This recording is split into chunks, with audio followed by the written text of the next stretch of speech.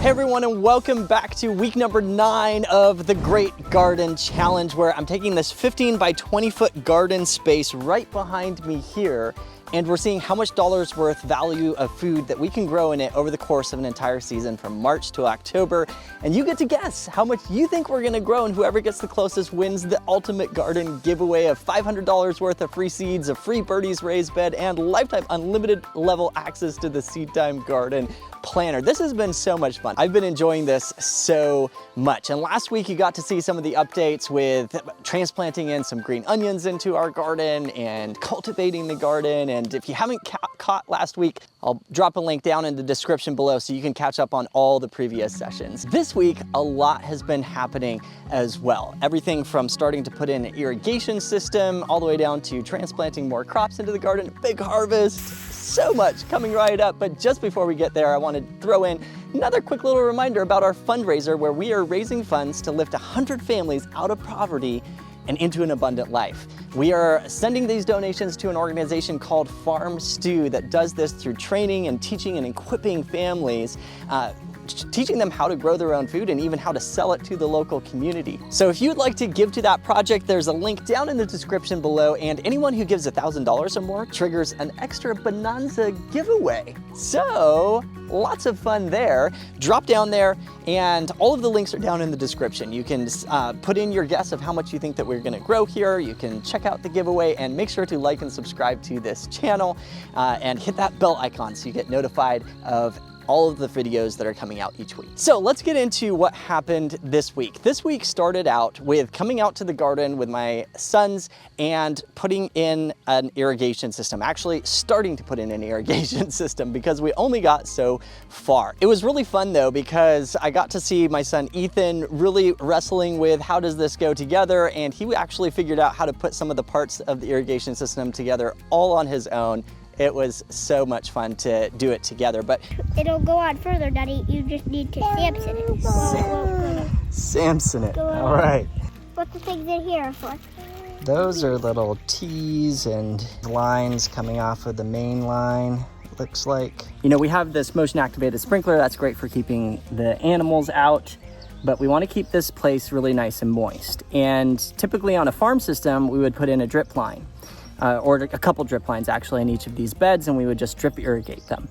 But in this situation, we're gonna be doing a lot of direct seeding of baby greens and stuff in there, so I want something that is going to spray out across the beds and keep our beds moist. And plus, with some mushrooms that I'm gonna be planting into the aisles here, I really wanna keep the aisles and the wood chips moist to really activate that spawn and hopefully get a lot of mushrooms out of this garden as well. So I looked around online, and I finally found these little stakes that will stand up out of the ground a little bit, and they'll spray out just over the top of the ground. And I'm kind of excited about trying them out because they're going to spray out over the ground, which will help with the direct seeding a lot.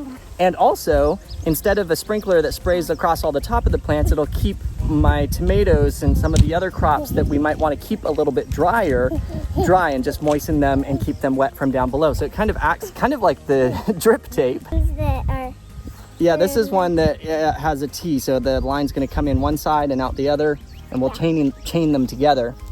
And it's going to act kind of like the drip tape in that it's just watering from down below, but at the same time, it's going to really help with keeping things moist for our direct seeded crops and stuff as well. So we're going to give it a shot. We'll see what it's like. Go straight along this way. So this down here is called our header line. It's going to run across the top of these beds here. Ethan's rolling it out in a way where it won't have loops in it. And then we're going to run little actual watering lines down each side of these beds with the little emitters. Daddy, okay? That's right. All right. So I'm gonna get the knife and cut it, and we're gonna cut it, right? We will. I'm gonna push this on. I have to twist it in, and I also have to push at the same time while I spin it. Otherwise, it won't come in. Good job, son. And we screw this on to make it totally waterproof, because this is gonna stop the water right here. Beautiful. No. Perfect. Now I'm gonna set one of these up and see how far it sprays. We got one bed of sprinklers on. Let's see how it works. Here they come. 1, 2, 3. Not all of them are really spraying, Daddy, at all. Not yet. But how will these gain, Daddy? Will these gain sprinkling, Daddy, and sprinkle more, Daddy? Let's see.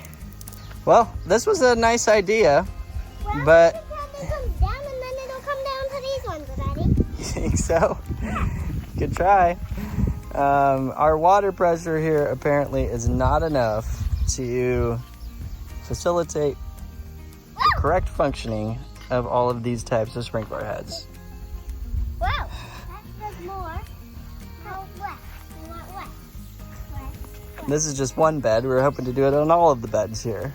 We ended up finding out that our pressure in our hose was not high enough for the system to actually work well. And so I went ahead and purchased a pressure pump that we're gonna try. And at the end of the week, we came out here and actually tried hooking it up to my dad's pressure tank inside the shed here, but it was a little better, but it still was not working that great. That being said, the irrigation system is a really neat irrigation system because it has just small little sprinkler heads that you can put along your bed on either side. They spray up and out and would make the perfect thing for direct seeding undersown crops under your main ones. So I'm really excited about really trying it out and seeing if I can get enough pressure in the lines for it to work well. If we can, it looks like it could be a really good solution.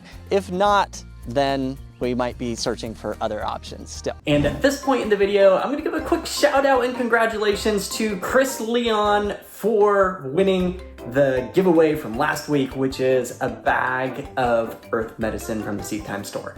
And I am so excited for you. I posted a note underneath your comment letting you know how you can claim that, and I can't wait to hear how it goes in your garden. You've got to give it a try. And here's what we're gonna do in this video is we're gonna do it again. We're gonna give away another bag of earth medicine. So Luke from our team has just tried this with his lettuce out in the farm that he's helping run in Arizona. And he grew a bed of lettuce, and the first like 30 feet of the bed of lettuce matured and harvested like 30 pounds of lettuce or something like that. And then the next 70 feet of lettuce matured later and harvested like 25 pounds. I mean, it was something crazy like that. The only thing difference he did between them was using this earth medicine. So you've got to give it a try and leave a comment down below on this video for a chance to win. We're gonna do the giveaway again. And so someone random from the comments is gonna win another bag of earth medicine next week. So come back and I'll tell you who won next week. Next up, a little time after doing the irrigation system, we came out to the garden again and harvested our largest harvest out of the garden so far in this challenge, and it was baby greens upon baby greens upon baby greens upon baby greens. Baby lettuce, baby braising mix. We got bags upon bags of it. Good morning, everyone, and I'm about to pick some baby greens in our garden here, but I want to give you a tour of it first because it's looking so pretty. Here we go. Here we have our peas, and they are ready to trellis actually, so I need to get our trellis set up for them. And look here, our first little radishes are just getting close to being ready to harvest themselves. You can see our baby lettuce here is doing great. Our whole baby green section. I'm gonna be coming in and doing a lot of harvest today on these baby greens, and it's gonna be a lot. This whole section down here is looking fantastic as well. Our beets have really come up nicely. I mean, not as much germination as I was hoping frankly, but given that it was old seed, I'm okay with it, and I won't have to thin it as much. Carrots, you know, I've got some empty space in here. Again, germination issues. Should have bought new seed with them. Green onions, and then we've got a few hackberry turnips down here. This parsley is ready to start harvesting some of it. It's looking amazing. Come on over to the lettuce. These heads are starting to really form up here a little bit more. We have our successions planted in. And then the Swiss chard is looking gorgeous. Same with the kale, just getting about to the size that we could start harvesting the kale as well, the Swiss chard, and then of course our broccoli and cabbage. I'm just so pleased. I'm excited, and let's get some harvest done. So to cut baby greens like this, we're just gonna grab the row of baby greens in my hand here, and we're cutting them just about ½ inch up the plant or so. Maybe between 1/4 to ½ inch up the plant. So you want to leave the little base of the plant where the new leaves are coming out, at least if you're going to let it regrow. But even so, if you cut it down at the very bottom, you're just going to have a tuft of greens. Whereas if you cut it a little bit higher, each baby leaf is going to be separated. If the plant is taller, I'll sometimes cut it even a little bit higher, just because I don't like huge leaves. I mean, this is even getting a little big, you know, for a baby green. At least for a nice salad or something along those lines. So we're just gonna keep going down the row, cutting them like this. And my knife needs sharpening here. Sharper the knife, the easier it is. And look at how beautiful these greens are. I love the reds and the greens all mixed together like that. It's just gorgeous.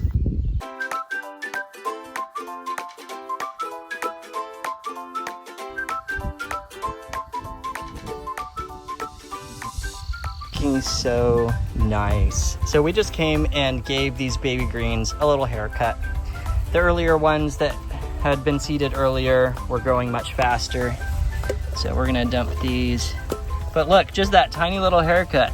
So much baby green salad right there. Can't wait to eat it. Okay, so I just came through the lettuce here and spot picked some of the lettuce. Like literally you can see I came through and took some of the spots that just had the tallest lettuce leaves. We'll come and we'll harvest more of the other ones very soon, because really within the next day or two, they're gonna be all ready to harvest as well. So very exciting.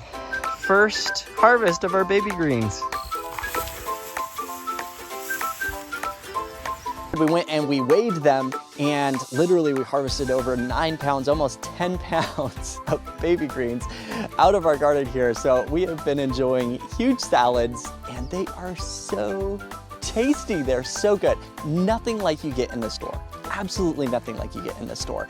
They're so buttery. The texture is very soft and buttery, and the flavor is just out of this world. Put a little salad dressing on it. Love it. So good. After harvesting the baby greens, my dad came out and sprayed another spraying of AEA's Macro Pack and Micro Pack in the garden. And this is going to be one of the things that we are doing consistently in the garden throughout the season, just really trying to make sure that our plants have all of the nutrients that they need available to them to keep them strong, to keep them healthy, resistant against diseases and pests in the garden here as well. So we did a nice spraying across the garden. And then as the week was wrapping up, I came back out here again and decided it was time to transplant in some of our summer crops into the garden. Now, I've been mentioning a couple times that I was gonna look at purchasing some of these summer crops, tomatoes, basil, from over on the farm across the road. And I went over and we are purchasing some of those, but the tomatoes just really were not very prime. They had been in their containers for way too long. They were stressed, not looking very nice at all. Ours are actually looking nicer, way nicer. I'm trying to plant them a little deep because they are kind of spindly, but I'm getting ahead of myself because we actually started by coming in and cutting off some of the baby greens. Like for example, where I put the basil in, we cut all the baby greens off there, cut the line in the middle of the baby greens down the bed that we're gonna be putting some of the other crops. I am using a collinear hoe here and just coming and slicing off these baby greens at the base. And then I started by transplanting the basil into the end next to our kind of our little herb section. Baby lettuce has got to come out here. Okay, so I just took out the lettuce there and transplanted in this basil that I am purchasing from my cousin who started it over on the farm. And then I came over and transplanted in the squash and the peppers and the cucumbers, and then we did tomatoes all the way down. And with the tomatoes, I would have done it with the other ones, but it was not on my mind. With the tomatoes, I have a little bag of extreme mycos. It's a mycorrhizal fungi inoculant mix, basically. And so, hey, I have it, why not use it, right? So with each of the tomatoes, we put a couple tablespoons of that down with their roots as well. So hopefully that gives them another little boost in the garden here. One thing you can do with tomatoes is you can plant them and lay them down in a trench like this and then cover them up, and they will actually root out of their stem all along the trench there. So that's what I'm gonna do with this one right here. So we got all of those transplanted out, did a little bit more spot weeding in the garden, and that wraps it up for this week. A lot is happening, and it's so much fun to see these plants growing. And coming up, beginning of next week, we're gonna have more harvests. Oh, I forgot, we did have one more harvest this week, and that is radishes. First bunch of radishes. Look at how pretty these are. We have some Valentine's radishes in here, some French breakfast. Those are the ones with the red and the white on the top. Anyways, we'll wash these off. It was basically a selective picking down the row because many of the radishes are still very small, but I went and picked the largest of them, and they're so pretty. It's just like this burst of color. Coming up next week, we're planning on setting up our trellis, so you're not gonna wanna miss that. We're gonna be setting up an arch trellis with cattle panels across from our tomatoes all the way over to our peas and green beans. I need to get those green beans seeded in, and we're gonna be harvesting more stuff out of here because we've got herbs that are ready to harvest now, and probably more lettuce and radishes, and things are starting to really kick off for the season, which is a lot of fun. So hey, thanks so much for watching. That wraps it up for this week. Don't forget to like and subscribe to this channel. Hit that bell icon to get notified, and please share this with your friends. This is a lot of fun. It's a lot of fun sharing it with you. I hope that you've been enjoying it, and I can't wait to see you next week.